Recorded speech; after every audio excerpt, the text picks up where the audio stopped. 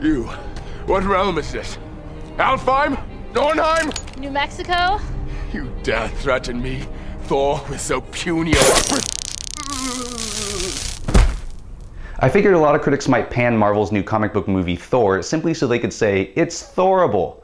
But it looks like the opposite is happening since Thor is scoring a very impressive 87% on Rotten Tomatoes, which is kind of a shock to me since I thought the majority of Thor actually was Thorable. And what's frustrating about that is that it clearly didn't have to be that way, since watching Thor often felt like I was fighting over the remote on movie night, where I wanted to watch the funny, original movie about what would happen if the Norse god of thunder was walking around on Earth as a human, but the idiot I was with wanted to watch some loud, crappy, meandering movie about space Vikings.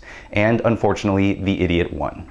The movie starts on the realm or planet of Asgard, where Thor, played by Australian Chris Hemsworth, is about to be made king by his father Odin, played by Anthony Hopkins. But when the Frost Giants, yes, that's what they're actually called, break the uneasy truce between them and the Asgardians with a sneak attack, Thor, who's kind of an arrogant jerk, launches an ill-advised raid that gets him banished to Earth in human form without his powers. Thor lands in New Mexico and is discovered by astrophysicist Jane Foster, played by Natalie Portman, her mentor, played by Stellan Skarsgård, and a wisecracking intern played by Kat Dennings. Meanwhile, Thor's mighty hammer, which he uses to fly and smash things, has landed in the desert several miles away where it's been discovered by S.H.I.E.L.D., the shadowy government agency we were introduced to in the Iron Man movies, who will eventually bring all the Marvel superheroes together after their individual movies for the Avengers mega movie. Here's where Thor's schizo divide starts. The thing is, I wasn't interested at all in the stuff about the goings-on in the CG world of Asgard, but the stuff about some beefcake hockey player looking dude walking around New Mexico claiming to be Thor and looking for his magic hammer was great and often really funny.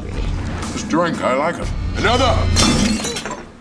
The problem is that every time I started to get into the story of Jane and her crew trying to figure out who this weirdo is, what he has to do with the astronomical phenomena that occurred when he came to Earth, and how Thor will get his hammer back from S.H.I.E.L.D., the movie jumps back to Asgard, where things screech to a self-serious halt, and we have to hear about Thor's scheming and jealous brother Loki, the Frost Giants trying to get a magical blue plastic ice brick from the Asgardians, and the band of warriors, including an Asian one, trying to bring Thor back from exile using a magic science teleportation space needle. Personally, I would have preferred if most of the Asgard subplots, including why Thor came to Earth, had been done in flashbacks or abandoned completely, which not only would have improved the flow of Thor, but also vastly reduced the film's rumored $150 million budget. So Thor isn't totally Thorable, but about 60 or 70% of it is, because that's roughly the amount of time the movie spends dealing with all the Asgard stuff.